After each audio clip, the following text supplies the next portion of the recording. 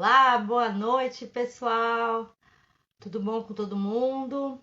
Hoje nós iniciamos a penúltima live do Setembro Roxo 2023. Hoje é uma live com o hematologista, Dr. Caio Miranda, e a gente vai conversar sobre exames de diagnóstico.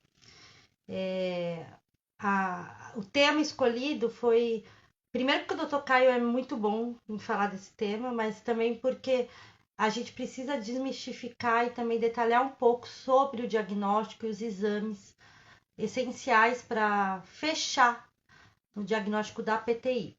Então, hoje vai ser com o Dr. Caio. Eu vou esperar uns 2 minutinhos todo mundo entrar e aí eu começo a live com o Dr. Caio. Só para dar recados para todo mundo. Primeiro eu queria agradecer todo mundo que participou do Setembro Roxo desde o começo do mês. Assim, foi incrível, foi muito maior do que a gente imaginava. Todo mundo que engajou, não só aqui online, mas fisicamente, nas cidades, né? Vereadoras, deputadas, todo mundo que ajudou. As mães roxinhas que fizeram palestra em escola. Gente, vocês foram sensacionais, assim, não tenho nem palavras para falar o quanto eu fiquei feliz com esse engajamento, esse envolvimento da família Roxinha nesse Setembro Roxo. Amanhã a gente vai ter algumas homenagens pelo Brasil, homenagens locais, né? Como eu já tinha falado, no Pará, na Assembleia Legislativa do Pará e na Assembleia Legislativa de Sergipe. São os dois estados que vão prestar uma homenagem, e algumas cidades que têm, de certa maneira, o dia municipal ou alguma data comemorativa em relação à PTI. Então, vai ter celebração em São Gonçalo, no Rio de Janeiro, provavelmente lá em Cuiabá com a vereadora Michele. Então, assim, parece pouco, mas é de pouco em pouco que a gente faz uma rede imensa de apoio, de ajuda, que a gente consegue alcançar todo mundo no país. Então, eu queria agradecer esse engajamento total e falar para vocês ficarem ligados amanhã à tarde, que o nosso post amanhã vai ser uma surpresa. E todo mundo vai achar muito legal, assim, eu tô bem empolgada, porque eu consegui um feito aí milagroso. Depois, amanhã eu vou explicar para vocês na próxima live, tá? Mas vocês vão gostar. Então é isso. Dados os recados, aos associados da PTI Brasil, chequem seus e-mails. Hoje a gente disparou vários e-mails para a carteirinha. Então, dê uma olhada no lixo eletrônico, porque quem ainda não tem a carteirinha tem que ter a carteirinha. Então, a gente mandou os e-mails novamente. Vocês têm que responder esse e-mail que a gente mandou, tá? Para a gente poder fazer a carteirinha. E quem não é associado, entra no link da bio, lá no nosso site, tem o botão Associe-se a PTI Brasil. É um pagamento único de R$ 10, que é só para fazer a carteirinha da PTI Brasil, que é uma carteirinha médica. É um aviso médico lá, falando que você tem plaqueta baixa, que você está em tratamento, o nome do seu médico, plano de saúde, carteira do SUS, endereço, emergência, né, contato de emergência. É uma carteirinha que é para você levar com você, ou seu filho, sua filha, para uma emergência, numa emergência médica, ter a carteirinha e poder ter ajuda, né? Ninguém sabe o que é a PTI, mas quando você tem uma emergência na rua ou na escola do seu filho, essa carteirinha vai auxiliar quem for prestar o atendimento. Vai explicar que ele tem plaqueta baixa, vai falar o nome do medicamento que ele faz uso, o hospital, o médico. Então é muito importante, tá? E quem é associado e ainda não tem a carteirinha porque não pagou, esqueceu ou não mandou mensagem, alguma coisa, manda mensagem pra gente que a gente resolve isso, tá? Que a gente tem menos carteirinha do que gente, então tem alguma coisa aí faltando na conta, tá bom? Agora eu vou começar a live, eu vou chamar o Dr. Caio aqui. Peraí. Chamando o Dr. Caio. Agora vai.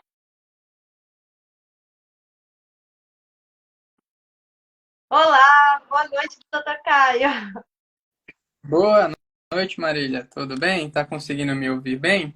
Eu tô te ouvindo. Gente, a imagem tá boa, o som tá bom, tá tudo bem aí. Alguém escreve aí no chat, por favor. Mas Você tá acredito que sim. conseguindo me ouvir, me ver? Você tá travando aí? Às vezes a internet dá uma Não, travadinha. eu acho que eu tô. Não, acho que não tá travando. Tá travando, gente? Acho que não, né? Acho que tá tudo bem. Tá, o pessoal tá entrando, então atrás. A Jéssica falou que tá tudo certo. Doutor Caio, Maravilha. primeiro eu queria agradecer você estar participando do Setembro Roxo. Pra quem não conhece, Doutor Caio, @hematoblog, é famoso, hein? E eu quero que o Doutor Caio se apresente, porque eu sei quem ele é, mas eu quero que você se apresente para a família Roxinha e fale como foi essa jornada para chegar na hematologia. Maravilha. Bom, primeiro eu queria agradecer o convite, né? Acho que PTI é um dos temas assim que eu mais gosto da parte benigna da hematologia. Eu acho que tem muita coisa legal para a gente comentar. E, bom, falando um pouco de mim, eu sou do interior da Bahia, lá no sertão divisa com Pernambuco. Foi onde eu acabei fazendo a faculdade também. A gente tem a Federal do São Francisco, que abriga ali Bahia, Pernambuco, Piauí. E, curiosamente, quando eu fiz a faculdade, eu não pensava nem remotamente assim em ser hematologista. Assim, na verdade, eu pensava em Ninguém fazer. aqui falou, todo mundo falou a mesma coisa. Eu ia fazer. Acho que ninguém entra assim, nossa, cara, eu quero ser hematologista. Acho que ninguém. Eu pensava em fazer anestésio, assim, nada a ver comigo, mas eu comecei a ver que eu não gostava de centro cirúrgico. Eu tinha um professor de clínica que era nefrologista, gostava muito dele, acabou que eu botei na minha cabeça que eu ia fazer nefro. Entrei na residência de clínica, vim para São Paulo, pensando, nossa, agora você é nefrologista, agora sim. Só que aí eu passei na hematologia e assim, bagunçou minha cabeça. E acabei tomando a decisão de que prestei só as provas de concurso para hemato mesmo. Conversei com um ex-chefe meu, que hoje é um dos meus melhores amigos também, que também é hematologista, foi o meu mentor para tomar essa decisão. E, sim, realmente eu me encontrei na hematologia. Durante a nossa formação na residência, a gente acaba vendo muito mais paciente maligno, né? Geralmente quem é da medicina fica com essa ideia errada de que hematologia é só tragédia, é só gente ficando mal, é gente que a gente não consegue tratar. Mas, na realidade, é justamente o oposto, né? Na vida real, a gente vê muito mais coisa benigna e coisa que a gente consegue resolver. Mesmo que não cure, mas a gente consegue tratar e dar qualidade de vida. E Não, foi uma coisa que me motivou eu acho a lindo. Eu focar acho nessa lindo. parte benigna. Eu acho lindo hematologistas porque vocês tratam da vida. Porque o sangue é a vida, é o que leva o nosso oxigênio, é o que faz a gente viver. Então, é como se fosse. Vocês são médicos literalmente que da vida. Vocês cuidam eu acho que da parte mais essencial que a gente tem, que é o sangue. Então, eu acho inspirador, assim. Eu sou muito fã de hematologistas. Eu sou suspeito para falar de que o sangue é o mais importante, porque eu sou hemato, né? Mas realmente, assim, sem sangue a gente não vive. E é engraçado que já lá antigamente na Grécia o povo já associava muito sangue com vida nos poemas e nos livros antigos. Já o povo não sabia por que é que o sangue estava vida, mas já sabia que sem sangue a gente não vive. Não, é incrível, né? Eu até vi um vídeo hoje gente, tem médicos aqui no Instagram que fazem memes, são engraçadíssimos. Tem um médico, acho que você conhece, né? É o Horto. Ele fez um vídeo falando exatamente a diferença de antigamente para hoje. Ele fala, antigamente, os médicos falando, o paciente não está bem, vamos fazer sangria, vamos tirar sangue. Sangria, E hoje eles falam, vamos pôr sanguessugas. e hoje transfunde, né? Pois é, exatamente. A evolução do conhecimento é incrível. Assim. A gente fez um levantamento, tem aqui até nos destaques da PTI Brasil, a linha do tempo da PTI. E a primeira descrição sobre PTI foi Imhotep, lá no Egito, já falando de uma doença hemorrágica que cursava com manchas e tal. Então, assim, eles nem sabiam o que era sangue, muito menos célula ou qualquer coisa do tipo, mas eles já identificavam, né? Então é muito interessante, porque às vezes tem gente que fala assim, ai, essa doença tá na moda, agora a doença nova. Eu falo, gente, não é nova, É, não. uma doença. Exatamente. É uma coisa que, assim, muito, muito, muito, muito antiga. 6.000 E a anos, PT em particular, tem uma das histórias que eu mais gosto, que é, assim, o médico que descobriu que a PTI era mediada por autoanticorpos, para ele provar a hipótese dele, ele pegou o sangue de um paciente com PTI e transfundiu nele mesmo. E aí ele desenvolveu PTI também, quase vai a óbito, porque na época a gente não tinha o mesmo conhecimento de tratamento que hoje, mas assim, ele acabou provando que estava certo. Não, é maravilhoso. Por isso que eu falo. E é isso, é o que você falou. Ele pôs nele mesmo. É o que os hematos fazem. Vocês suam. Assim, a gente conhece vários tipos de médico, a gente não vai só em hemato, ainda mais quando a gente tem uma doença crônica. Mas você percebe que o hematologista é aquele médico que veste a camisa mesmo. Ele vai pro tratamento com o paciente. Então, assim, quando chega algum paciente aqui falando para mim, ai, eu não tenho uma boa comunicação com o meu médico, não tô feliz, isso que eu falo, vai atrás de outro, porque é para ter, não é para não ter. Então, assim, a minha hemato, Então, ela relação me de mata até confiança. hoje. Ela me mata até hoje. Eu tenho sorte, né? Que a minha hemata é a doutora Ana Clara Nise, então eu tenho muita sorte que ela me mata até hoje. A agenda dela é difícil, mas eu não saio dela, porque ela estava lá desde o início. Ela viu tudo. Ela que me deu o diagnóstico. E aí eu já quero entrar com a primeira pergunta para você sobre diagnóstico. Quais são os exames? Porque a gente fala do hemograma, tudo bem, mas a PTI é exclusão, né? No diagnóstico até Exato. hoje. Quais são os exames essenciais para essa exclusão? Porque só o hemograma não é PTI, né? Exatamente. Só o hemograma não é PTI. A gente não tem uma coisa que é uma lista assim, de exame, que é um consenso entre todos os especialistas. A gente tem duas diretrizes que são as principais, que é a da ASH, a Sociedade Americana, e a ICR, que é o consenso internacional. Mas, bom, a gente sempre fala, PTI é um diagnóstico clínico, é um diagnóstico de exclusão, mas tudo bem, tem 1 milhão de causas de plaqueta baixa. O que é que a gente precisa efetivamente excluir? Para a gente falar que o paciente realmente tem PTI, primeira coisa, plaqueta menor do que 100 mil, isso a gente vai ver no hemograma. Pode ser uma plaqueta imune mais que isso? Pode, mas aí a gente não tem como afirmar que é uma PTI ainda. História clínica, exame físico, isso para todo mundo. A gente hoje está cada vez mais acostumado com, até coloquei da ressonância de corpo inteiro e o povo está esquecendo de fazer o básico feijão com arroz, que ainda é Quer essencial. perguntar, Mas, né? Se você já teve pois é, sangramento na vida, né? exatamente. Sangramento que geralmente é sangramento de pele e ou mucosas, tá?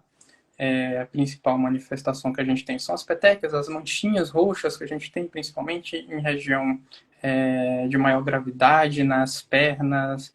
E o que mais a gente precisa além do hemograma? Falou em PTI, a gente precisa olhar como é que está a lâmina do esfregaço de sangue periférico, tá bom? Então, ou pega a própria lâmina do hemograma que coletou, ou faz um furinho na ponta do dedo, a gente faz uma lâmina lá na hora e a gente olha as células. Por quê? Na PTI a gente não pode ter anormalidade do aspecto das plaquetas. É uma doença de redução da quantidade, não altera a morfologia. Se tiver plaqueta com morfologia alterada, isso fala pra gente mais a favor de ser uma outra condição, como por exemplo congênita.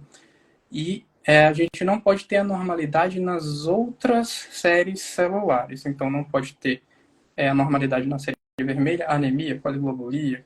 Não pode ter anormalidade nos leucócitos também. Perfeito. Então, o hemograma e o esfregaço. O que mais a gente precisa? Tanto a ASH quanto a ICR, que é que elas colocam como exame obrigatório. Sorologia para HIV, sorologia para hepatite C, essas duas é consenso entre elas, e a ICR adiciona ainda a sorologia para hepatite B, e a ASH já coloca como opcional. Eu fiz todos esses, eu fiz. Eu É que é os pessoalmente eu pulinhos, peço né? todas as sorologias mesmo, sim. Principalmente porque a nossa população brasileira é muito diferente da população norte-americana, né? Então eu prefiro Pecar colocar pelo essas excesso. sorologias na pegar pelo excesso, são exames baratos, são exames simples, rápidos, qualquer laboratório faz, então eu prefiro fazer. Bom, o que mais a gente tem de opcional, tá? Dependendo da situação. O FAN, fator antinúcleo, pensando em doenças reumatológicas, principalmente lúpus, que tem muita associação com fenômeno autoimune, mas é opcional. A recomendação é se é uma paciente que tem outros sinais clínicos que também possam indicar. E a gente também pode avaliar os anticorpos antifosfolípides opcionalmente. Também pode ser uma manifestação de síndrome do anticorpo antifosfolípide. Função da tireoide, tá? Tanto hipo quanto hiper pode estar associado a outros fenômenos imunes acometendo plaqueta. E uma outra sugestão, que ele não coloca como obrigatório, é avaliar se o paciente tem prova de hemólise positiva, então fazer um CUMBS direto, tá? Mas tudo isso entrando já no âmbito do opcional. De obrigatório mesmo para todo mundo, independente da faixa etária, porque a gente vai ter hemograma, o esfregaço e as sorologias. Uma pergunta que todo mundo sempre faz, que é, nossa, e a medula? A gente precisa olhar? Já fizeram, assim, isso paciente, médico, pessoa, Porque não tem profissional de saúde, profissional de consenso, né? Assim, exatamente. agora eles têm falado, por exemplo, nos Estados Unidos, que eu conheço mais, eles têm deixado de lado esse exame bem como opcional mesmo, assim, quase nem opcional, mas não tem um consenso. E é o que você falou, cada população é uma população, né? Exato.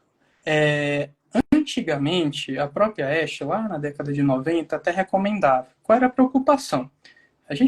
Geralmente a população tem essa ideia de que PTI é doença de mulher e mulher jovem, né? Na verdade, assim, a maioria dos estudos que a gente tem não tem tanta diferença assim entre sexo e tem um pico lá nos 60 anos para cima. Qual era a preocupação na década de 90? Pô, paciente com mais de 60 anos e plaqueta baixo, será que não é algo maligno? Não é uma síndrome mielodisplásica, por exemplo? Então, se coletava muita medula para confirmar ou excluir que fosse SMD. Isso acabou sendo estudado efetivamente e o que eles começaram a ver é que entre os pacientes que recebiam o diagnóstico de PTI primária, não se mostrava uma incidência maior de SMD. Então, assim, não tinha não tinha diagnósticos incorretos. E, posteriormente, tem um outro estudo que eu acho muito interessante. É um estudo que pegou 2 grupos de pacientes, tá? Um grupo de pacientes com PTI confirmada e que já estava com 2, 3 linhas de tratamento, e um outro grupo de pacientes que não tinha nenhuma doença e plaquetas normais. Então, coletou medula de todo mundo e comparou.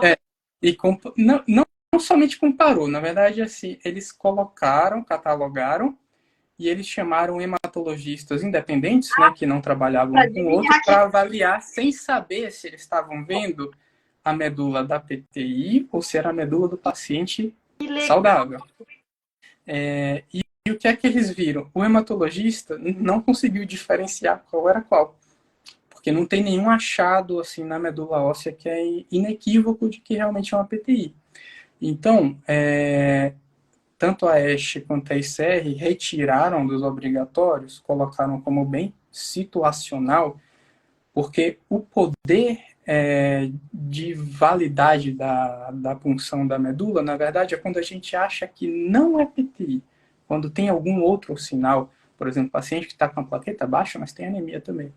Não é para ter anemia na PTI, a não ser que assim, esteja com um super sangramento, mas não é o que a gente espera. Está fugindo do que a gente espera, então vamos funcionar a medula para ver se a gente não está, na verdade, deixando passar uma outra coisa. Das crianças, né? Antigamente faziam em criança demais, né? E é um exame desagradável. Quem já fez sabe que é um exame desconfortável. Não, eu estou traumatizada. Eu dei 10 no meu mielograma e na minha biópsia, porque a minha anestesia não pegou. Eu estava com 3.000 plaquetas. Não pegou a anestesia. Nossa. Então, e aí já estava no meio do caminho. E aí eu falei, faz. E aí eu me segurei, gritei muito, foi ridículo, fiz um escândalo no hospital, mas não era, gente, eu não consegui controlar os gritos. Era uma coisa que saía de dentro de mim de dor. E aí fiz sem anestesia na bacia, foi terrível. E eu falei pra enfermeira, é 10. Esse foi 10. Eu já passei muita coisa de dor.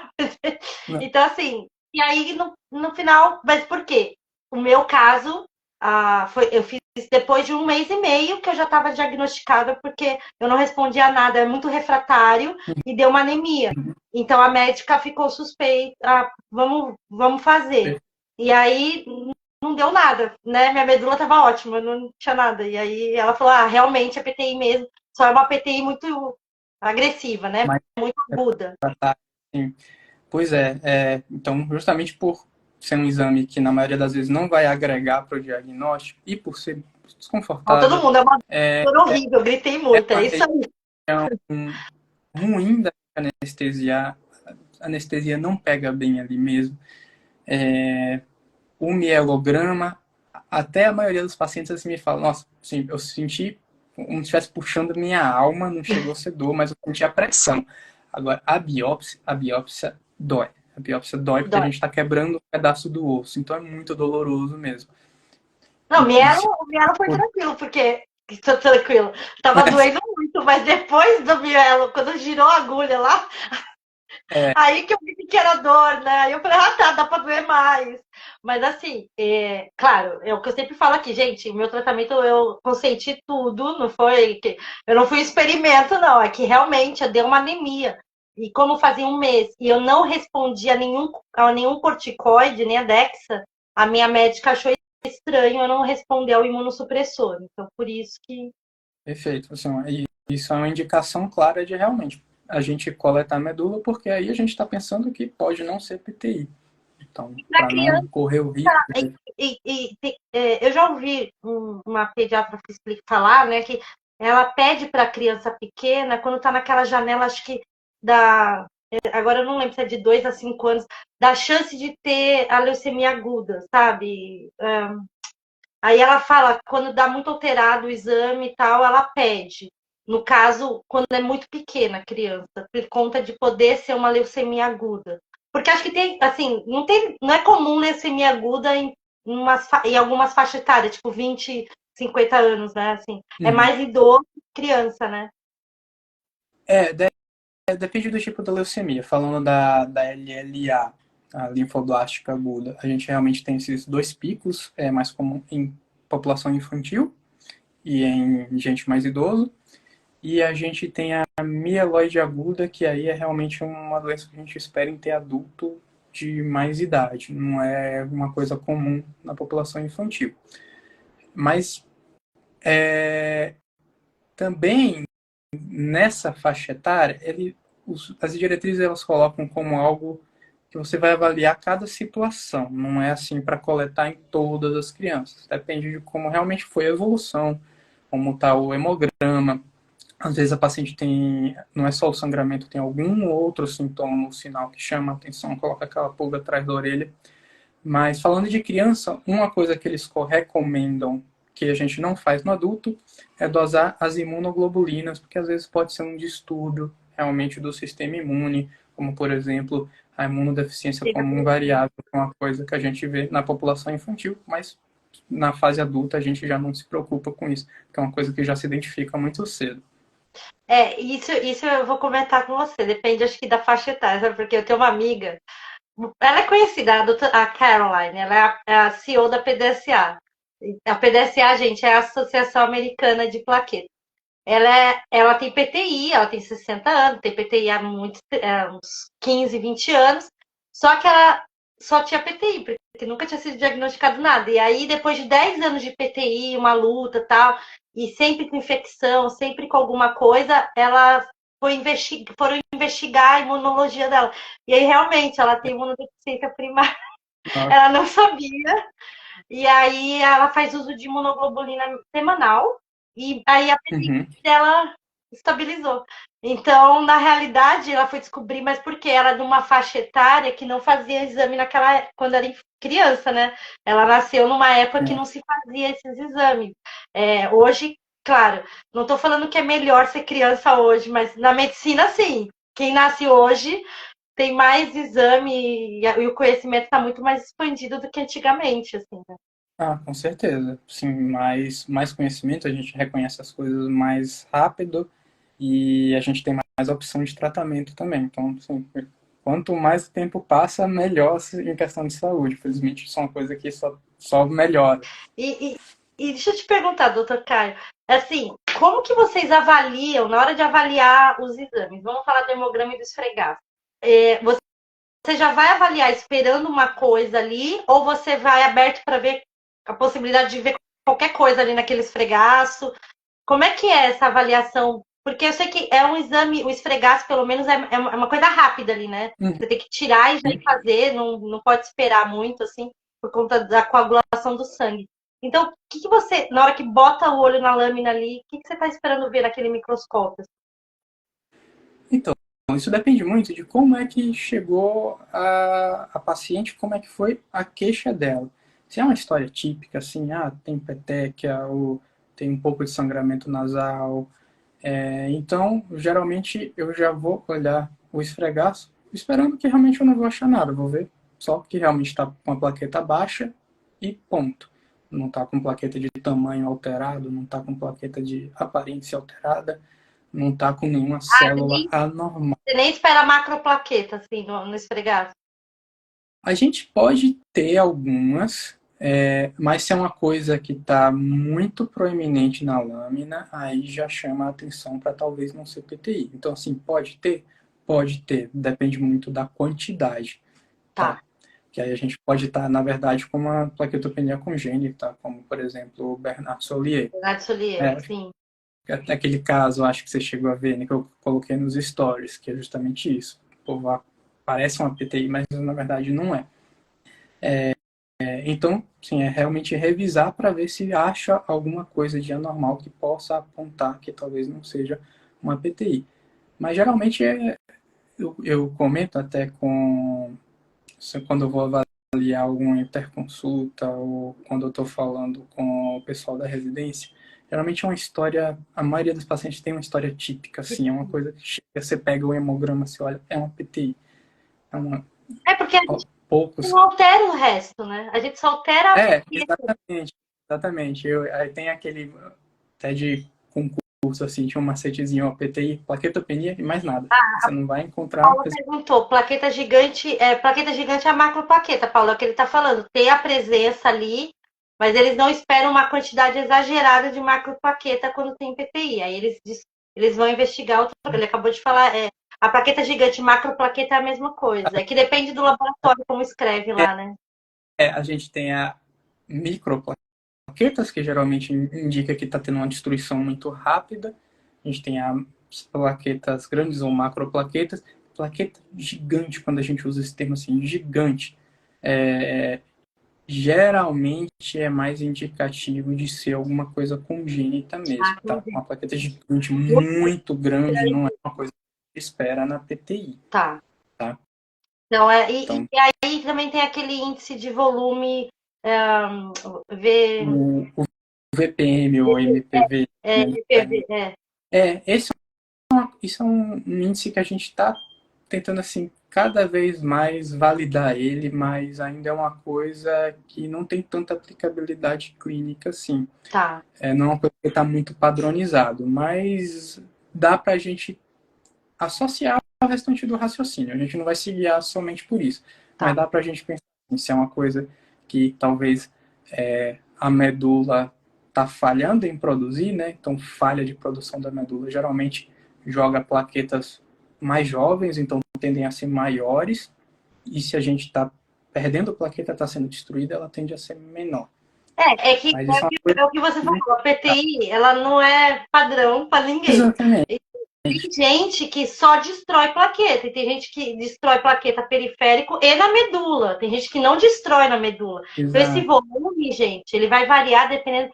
Então, assim, se vem no seu exame lá, volume, tem uma menina que escreveu que no exame da filha dela vem. Então, provavelmente, se esse volume está variado, é porque ela também está destruindo plaqueta na medula, e isso pode acontecer. Não é uma obrigação acontecer, né? A gente pode destruir só no baço, pode destruir periférico. Cada pessoa destrói de um jeito. Sim.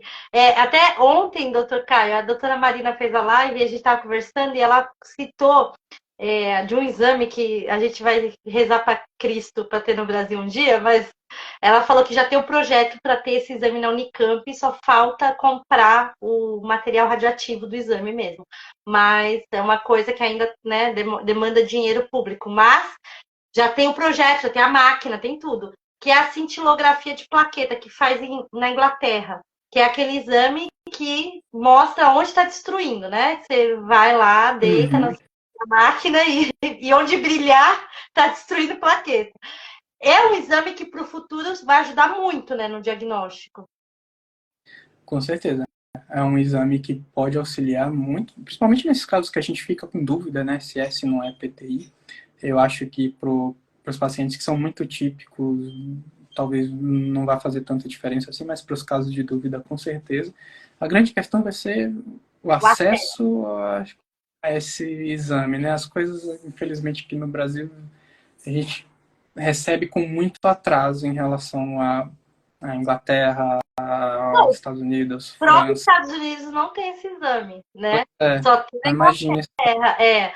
Aí, aqui, é o que ela falou, tem o projeto, tem a máquina, tem, assim, tá quase encaminhado para ter, mas vai ser uma coisa na Unicamp, paciente da Unicamp, né, do SUS ali da Unicamp, não vai ser uma coisa a nível Brasil, provavelmente, não sei, talvez no futuro, mas, e ela falou, esse exame é importante para quem? Para quem é crônico, refratário, e aí tá na dúvida da retirada do baço ou não, porque você consegue ver se o baço está destruindo ou não. E aí você não tira à toa, né? Então é um exame, nesse sentido, eu acho que é um exame bem específico. Mas é um futuro que, quem sabe, daqui 5 anos a gente consegue vislumbrar aqui. Ó, tem muita pergunta, gente. Pergunta de consulta, o doutor não vai responder, não, hein? Vocês estão colocando. Não, a Paula falou, não vem no exame. Não sei se é normal vir, porque não vem no. Ah, só vem quando tá diferente, Paula. Se não O, vem é porque. o VPN. É, é que É, não é todo laboratório que coloca. coloca, na É só se verdade. tá alterado, né? Se estiver alterado, eles vão colocar. Aí a Paula também, outra Paula. As plaquetas dela estão 68 mil, tem que fazer o tratamento com corticóide, observar e usar se abaixar mais. Paula, depende do seu caso É, clínico. É impossível o doutor responder essa pergunta, porque quanto tempo você tem a PTI, como seu médico acompanha, quantos ciclos de corticoide você fez. É, perfeito. isso que eu ia te perguntar, doutor. O corticoide ele pode alterar o exame, não pode? Assim, né, o hemograma ao longo do tratamento? Pode sim. É, falando de fora das plaquetas, o corticoide tem dois efeitos principais, assim. Ele aumenta o número dos leucócitos, né? Então pode ter uma leucocitose em paciente que faz uso crônico do corticoide e reduzir o número de linfócitos. Então, no contexto de quem já usa corticoide há bastante tempo, encontrar essas duas alterações no hemograma é uma coisa que a gente já espera mesmo. Então, não quer dizer que está com infecção, nada disso. Não. Porque quando eles têm o exame alterado, tem gente que manda aqui pra gente, e agora o que eu faço? Eu falo, Ah, calma, sim. e se o médico falou? Ah, falou que não é nada, que é normal. Eu falei, você tá tomando remédio? Tô. Eu falei, se você tá tomando remédio, vai alterar, porque o remédio ele serve para baixar o sistema imunológico, então vai alterar. Não tem como não alterar, né? Ao contrário, se não alterar, a gente vai achar que o remédio não tá funcionando, né? Pois é, Não, então é normal, tá, gente? Essas alterações. super Só que é normal. importante saber, assim, porque se você troca de médico, ou você vai em outro, a mulher vai no ginecologista. Tem muito ginecologista que pede no check-up hemograma. Então você tem que avisar, ó, eu tô tomando corticoide, porque senão ele vai ver lá uma leucocitose e vai falar, o que tá acontecendo, né? Então é importante, né? Com certeza. Ainda mais que o pessoal pensa muito, associa muito leucocitose com infecção. Então, às vezes, ah, não, você tem que ir no pronto-socorro, É, não sei o quê. Aí faz raio-x, faz exame de urina, e é só do medicamento só do mesmo. medicamento, é importante. E é só o corticoide, a azatilprina também, o Imuran? Também, A né? azatirina tende a ter o efeito contrário, reduzir. Reduzir. Ah, tá. Pode reduzir. Aí a gente vai controlando também Pra a dose do medicamento de acordo com E isso. aí, durante o tratamento, acho que a maioria dos medicamentos da PTI tem que fazer os índices de TGO e TGP, né? Os índices das transaminases do fígado, né? Sim, sim, a gente acaba acompanhando também para ver se está tendo alguma toxicidade. É, não no corticoide a gente se preocupa mais com pressão, com a glicemia e com os ossos, né? A gente pode ter osteopenia, osteoporose em quem faz uso crônico, então por isso que a gente pensa em, às vezes, trocar o medicamento por alguma dessas outras opções.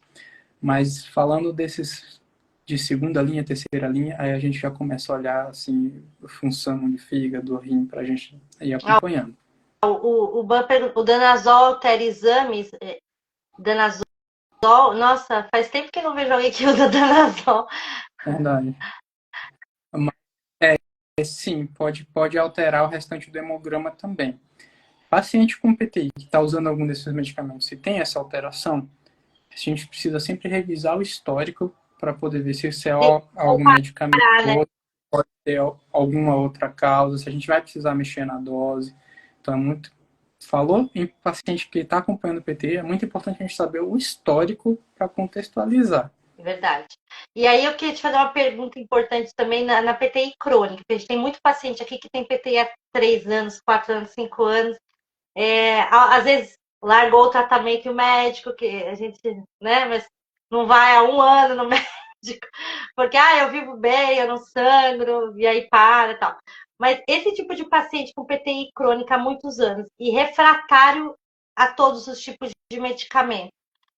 Existe no Brasil algum protocolo de realizar uma reavaliação do diagnóstico da PTI? Porque eu sei que nos Estados Unidos eles refazem o diagnóstico depois de 5 anos, 6 anos, para ver se não é outra coisa. Mas aqui a gente tem esse protocolo assim de reavaliação de diagnóstico? Sim, isso é uma recomendação de todas as diretrizes, assim, tanto de quem já tem uma PTI crônica, que está refratária, como também paciente que vai sair do corticoide para usar alguma outra linha de tratamento, o Revolade, azathioprina, ou que está pensando em fazer esplenectomia, rituximab. A recomendação é a gente sempre revisar o diagnóstico. E aí entram algumas coisas adicionais. A gente sai daquele basicão e a gente já começa a abrir o leque. Então entra a medula, que aí nessa situação não tem jeito, a gente precisa dar uma olhada mesmo para excluir que não tem alguma causa primária da medula. Aqueles outros que eu falei da tireoide, do FAM, antifosfolípide, sorologias adicionais, a gente já pode olhar CMV, Epstein-Barr, parvovírus, que são infecções Epstein-Barr, né? menos comuns, Epstein-Barr. Pois é, assim, 98% da população já teve em algum momento e sarou e não tem nenhuma repercussão. Mas tem gente que pode ter manifestação clínica crônica, então a gente precisa excluir que não é uma infecção ativa também.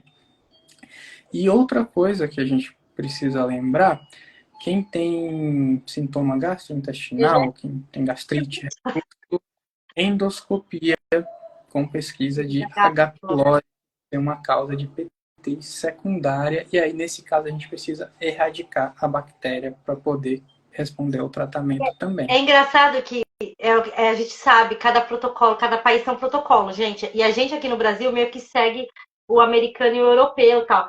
Mas o protocolo japonês coloca a endoscopia de pesquisa de H. pylori como exame essencial para diagnosticar PTI. Então, assim, no Japão, porque eles comem muito comida crua, comem muito peixe, e a população lá tem um índice alto de H. pylori, é um exame que faz parte do começo do diagnóstico. E aqui, muita gente acaba não, assim, passa a vida com PTI e nunca fez esse exame. Eu fiz, mas eu já tinha feito. Na realidade, quando eu descobri a PTI, eu já tinha pesquisado H. pylori uns 2 anos antes. Então, a minha médica, eu falei para ela e ela falou, então, quando melhorar a sua plaqueta, a gente faz de novo. Então, é interessante, porque a gente não tem esse hábito e algumas regiões do Brasil têm acesso a comida, assim, né? Região ribeirinha que come peixe, peixe cru, peixe pego ali. Sim. Tem mais chance, né, de ter H. pylori. Na própria diretriz americana, quando ele coloca lá em opcionais, ele vai falar da endoscopia, da H. pylori, tem um asterisco, ele coloca lá que pode dar prioridade para esse tratamento, colocar ele mais cedo, se é uma região que epidemiologicamente tem uma maior frequência de H. pylori. Então, por exemplo, no Japão, eles têm um índice muito alto de doença gástrica em geral, assim, incluindo malignidade gástrica. Então, realmente é uma população em especial. E aqui no Brasil, a gente não costuma fazer logo de cara, sim. A gente já tá aqui Até. no trabalho, Mas não dá.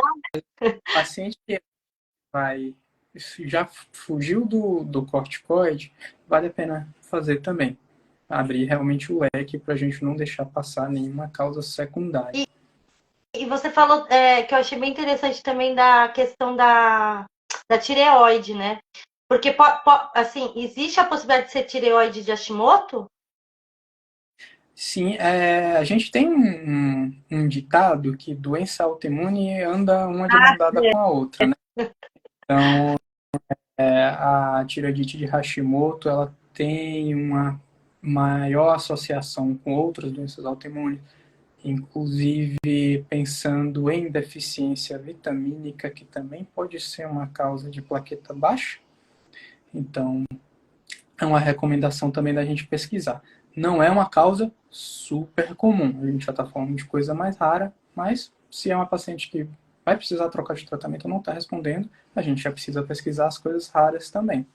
A vitamina K, né? Que é responsável, né, pela. Assim, seria a mais responsável pela produção de megacariócito, né? Mas é bem raro mesmo. Acho que eu não conheço nenhum paciente que fez essa A investigação. gente tem, pensando em produção de plaqueta, principalmente a vitamina B12 e a vitamina B9, que é o folato, o ácido fólico. A gente tem o nome popular. Por quê? Como são vitaminas que são essenciais para a gente formar DNA, e as nossas células do sangue são muito sensíveis a qualquer variação assim na formação e maturação delas, então se a gente não tem síntese correta de DNA, as células começam a morrer lá na própria medula. É muito incomum a gente ver isso só com plaqueta baixa. Geralmente tem anemia associada, baixos leucócitos também, mas no contexto de alguém que tem tireoidite de Hashimoto, vale a lembrança. Mas realmente, assim, falando de rodapé de livro já aqui. Ah, não, mas a gente está falando das opções, então, né? E é o que você falou também, a investigação das doenças reumatológicas, né? Quando o paciente é refratário. Eu acho muito engraçado que tem alguns pacientes que mandam mensagem assim: a minha PTI virou lúpus faz 2 anos. E não sei o que, não sei o que lá. Aí eu falo assim, nossa, o PTI não vira lúpus. PTI não.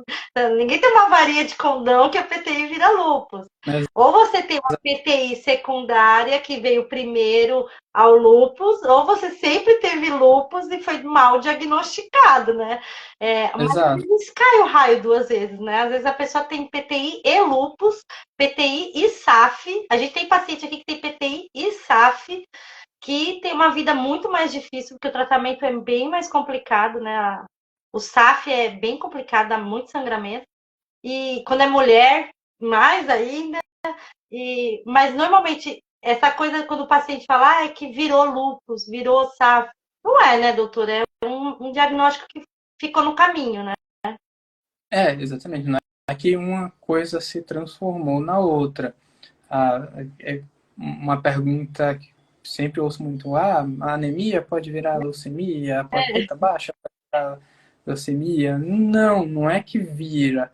Aquilo ali que a gente está vendo é a manifestação de alguma doença. A plaqueta baixa é a manifestação da PTI, como pode ser também a manifestação do lúpus, como pode ser a manifestação da SAF, como pode ser as duas coisas ao mesmo tempo. Não é uma coisa que a gente espera, mas não tem nada que impede também.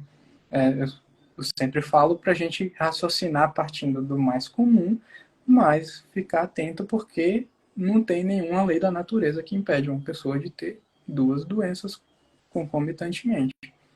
Aí Mas eu vou te fazer uma pergunta agora capciosa, mas é porque, assim, é uma dúvida que muita gente tem aqui no grupo e que eu tenho também. Se você tem um paciente que tem PTI, e aí na família, ela tem 2 ou 3 pessoas que também tiveram PTI, um morreu de PTI, primo de PTI, irmão de PTI e tal. Você fica na PTI ou você investiga genética? Porque é tão difícil, assim, pelo menos os artigos que a gente tem acesso científico, caso de 2 pessoas com PTI na mesma família ser PTI mesmo, acho que tem uns 3 no mundo, não sei. Você abriria para outra investigação mais congênita, assim? Sim, abrir para congênita e isso está previsto na diretriz também. Ele coloca como uma indicação de fazer já fazer pesquisa genética de fato, que é uma coisa que fala contra, né? Realmente, não é, Não tem é um, né? Não, não uma é comum. familiar, não, isso é mais provável ser alguma coisa congênita mesmo, algum gene herdado. Então, realmente fala contra a CPTI e já é uma indicação da gente fazer essas pesquisas um pouco mais E é, complexas. e é o que o senhor falou também do exame de esfregaço. Tem uma doença, né? Aquela doença da plaqueta cinzenta, que a plaqueta ela é fragmentada, ela é diferente ali. Então, se você. Só que pelo hemograma, só vai dar alterado que ela tá baixa, né? Se você só faz É, o hemograma, vai parecer uma PTI, mas aí quando você vê lá no microscópio, é uma plaqueta completamente diferente de uma plaqueta normal, né? pois é, exatamente. Então já é um aspecto, uma carinha que já chama muita atenção da gente. A gente já parte para avaliar os testes de função de plaqueta, né? Que geralmente não é só a plaqueta que está baixa nessas congênitas, ela está baixa e defeituosa também. Então, pois é. E isso explica também essa diferença da plaqueta funcional e da defeituosa, porque na PTI a nossa plaqueta é baixa, mas nas que a gente tem funciona muito bem, né? Porque tem muito paciente com Ah, pouca plaqueta que não sangra, né? exatamente. Isso é uma coisa que eu sempre bato muito na tecla, porque o pessoal chama a gente da hemato para ver paciente no pronto-socorro, fica desesperado. Meu Deus, vamos transfundir. Calma, não, gente, segura, segura. Quantas vezes você viu assim, uma PTI ter um sangramento grave, grave mesmo, assim, de ter que ir para UTI? É muito raro. Justamente porque aquela plaquetinha que tá lá, ela funciona valendo, ela tá ali Ela fazendo tá um vendo um papel de trabalho 10. dedicada a realmente segurar a barra. Então, é uma quantidade baixa, mas é uma qualidade boa. Isso E é uma diferença muito importante nas congênitas que tem má formação. Porque quando você tem uma doença congênita, a tua plaqueta não vai funcionar direito. Mesmo que você tenha o índice normal ali, ela não vai fazer a função de coagulação ali, né? enfim, e é justamente por isso que geralmente na PTI a gente não vê sangramento quando as plaquetas estão 50 mil, 60 mil. O esperado é quando o paciente chegou, está com cheio de petec, a gente já espera que vai estar 10 mil, 12 A mil. PTEC ela é um indicativo, né, de plaqueta bem baixa, né? Porque É, o roxo não. O roxo você pode ter 50 mil tem com roxo, mas a pois é, PTEC tá 10 mil mesmo, né? Lá para baixo, né? pois é. Não é justamente por ser uma plaqueta bem funcional, então a gente não espera que tenha sangramento, a não ser que esteja realmente muito baixo. Até comentei disso no meu review de hoje, porque paciente recém-diagnosticado, às vezes o pessoal fica no desespero de já começar o tratamento, mas se está mais do que 30 mil e está só com um sangramentozinho leve, dá para a gente ir observando, às vezes até tem uma melhora espontânea esses pacientes que acabaram de ter o diagnóstico, então a gente pode ter um pouquinho mais de calma, até para não ficar Às vezes pode ser uma expondo dengue hemorrágica, né? Não uma PTI, né? Às vezes pode ser uma dengue. tem tanta coisa que pode estar acontecendo, então o paciente está bem, a plaqueta está em nível seguro, dá para a gente ir olhando com calma, não precisa já começar o corticoide de cara, transfusão muito menos, transfusão é essa. Não, Então, e é engraçado, porque os hematos têm essa noção, não vamos transfundir, calma, mas os outros médicos, a primeira coisa no pronto-socorro é fazer transfusão de plaqueta ele já, não, tem que transfundir. E assim, eu perguntei uma vez no comecinho, lá atrás, no meu diagnóstico, por que não podia transfundir? Ela falou assim, não é que não pode, é que assim, você tem um bichinho que come plaqueta, eu vou te dar um monte de plaqueta para ele comer? Calma, vamos primeiro ver o mecanismo, né? Pois é, então a gente transfundindo plaqueta não vai estar mudando em nada a evolução da doença, porque o anticorpo vai continuar destruindo a plaqueta, e a gente está expondo o paciente à possibilidade de ter uma reação por causa da transfusão, Uma que alergia. não existe transfusão que é isenta de risco, né? A gente sempre tenta prezar pelo mais seguro possível, mas nunca é isento de risco. Então, não tem benefício, a não ser que seja realmente uma situação de emergência, assim, tá com um sangramento em órgão nobre, retina. Eu fiz quando aconteceu o que você falou. Eu tava com. Eu tinha tirado o baço, não tinha dado certo, eu tava com um líquido, né, na cavidade do baço e tava com dreno e tava com. Eu tive derrame pleural, que é uma complicação da cirurgia de retirada de baço, que pode acontecer, gente, naquelas porcentagens. Comigo aconteceu, caiu o raio, tudo bem. E aí eu tava com 1000 plaquetas e tava tudo isso acontecendo. Então aí ela falou: não, então agora a gente vai transfundir plaqueta. Mas, gente, não mudou nada. Meu irmão Não, transfundiu 3 dias, mudou nada. pessoal, Assim, foi só pra nossa, ajudar ali na hora, vai, sei lá. exatamente, assim, para bem, bem imediato mesmo, assim, porque não é uma coisa que sustenta, não, se você repetir no mesmo dia, já vai embora. O pessoal fala, nossa, mas a gente transfundiu aqui, coletamos hoje e já está 7 mil de novo. Não, gente, mas é isso mesmo, vocês não estão resolvendo, vocês não estão Na tratando com a realidade, acho que até transfusão. prova a doença, né? Assim, você deu plaqueta e comeu a plaqueta muito rapidamente, você está mostrando que a doença é essa mesmo. É uma doença que está comendo plaqueta ali, né? Ah, pela velocidade, sim, ainda tem outras Aí coisas na hemato que tem. também. Mas uma coisa que costuma. A PTI de início é um diagnóstico que a gente presume, né? A gente não tem como ter 100% de certeza que é uma PTI, mas uma coisa que retrospectivamente reafirma o nosso diagnóstico é se respondeu ao corticoide ou se respondeu à imunoglobulina, porque aí mostra pra gente que realmente era imune. Então, a Assim, resposta ao corticoide é uma coisa que reforça o nosso diagnóstico.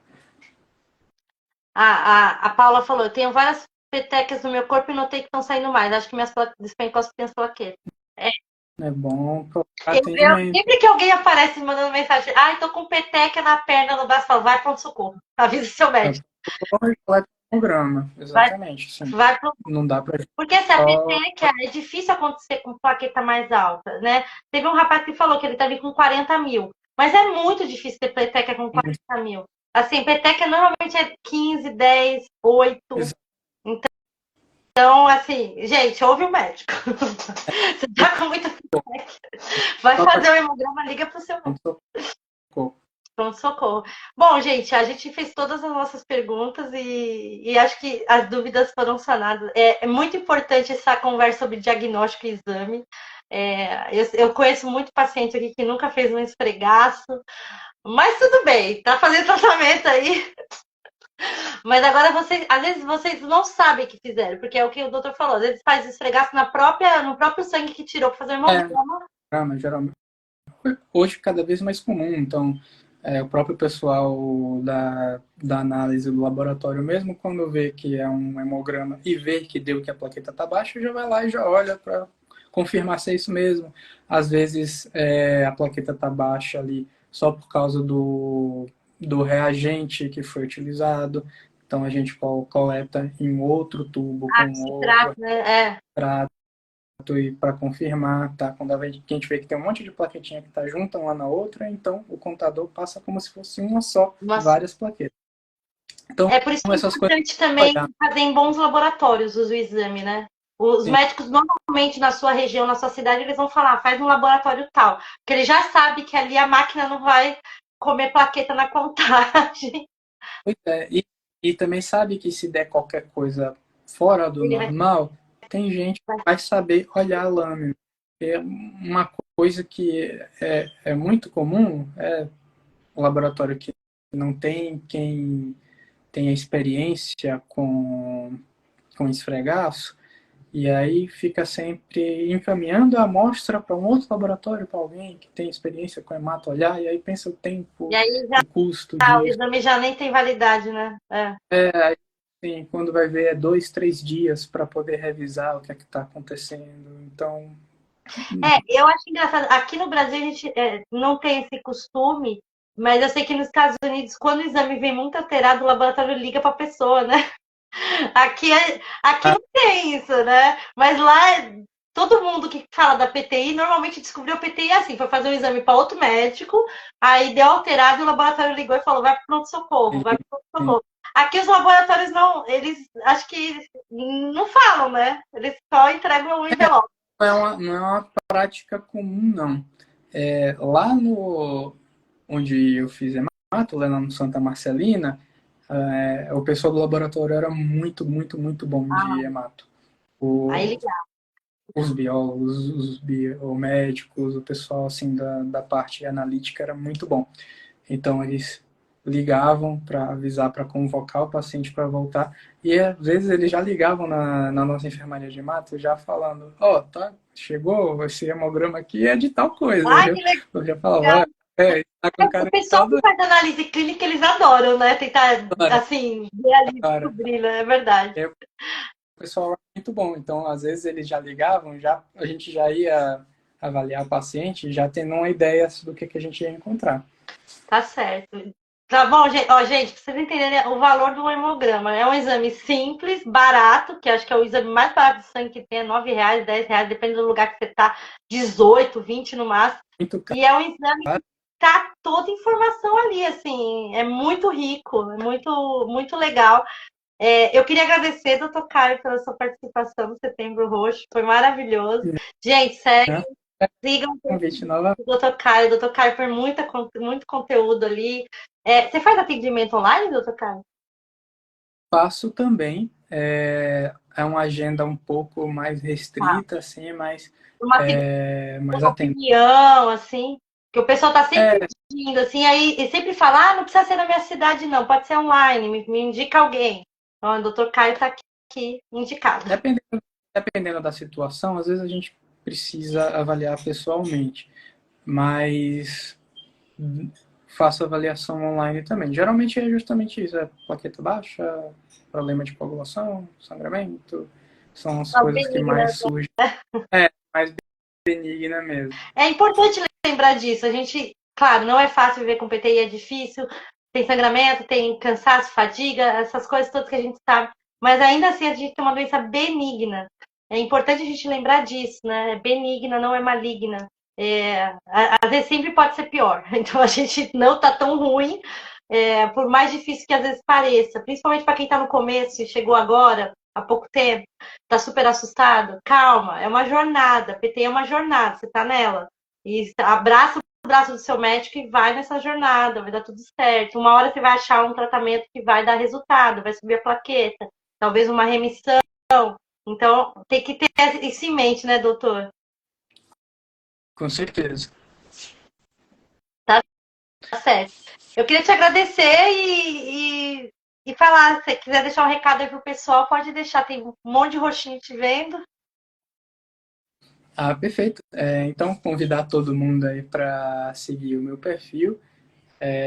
Desde que o meu filho nasceu, estou um pouco mais ausente, né, nos stories, mas eu pretendo voltar ao ritmo de antes.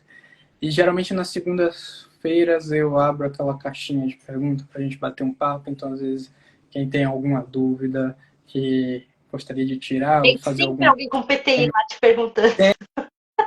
Tem umas coisas que sempre aparecem assim. Eu abro a caixinha e eu já penso, vai ter pelo menos ou uma PTI, ou uma SAF, ou uma anemia hemolítica, assim,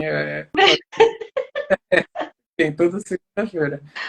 Mas, bom, muito obrigado, pessoal. Então, quem acompanhou aí a gente, muito Gente, bom estar aqui eu queria conversando. agradecer. A live vai ficar salva no perfil aqui, eu vou marcar o doutor tudo certinho e depois a gente vai botar lá no YouTube para quem não, para quem quer mostrar pro avô, para a avó, né, para os pais que não tem Instagram. A gente sabe que Instagram é uma rede mais jovem, então não vai ficar no Sim. YouTube, dá para ver na televisão depois da live, tá bom, gente? Então, muito obrigada, gente. Muito obrigada, doutor Caio. E uma boa noite para todo mundo. Uma excelente noite, pessoal. Tchau, Tchau, gente. tchau.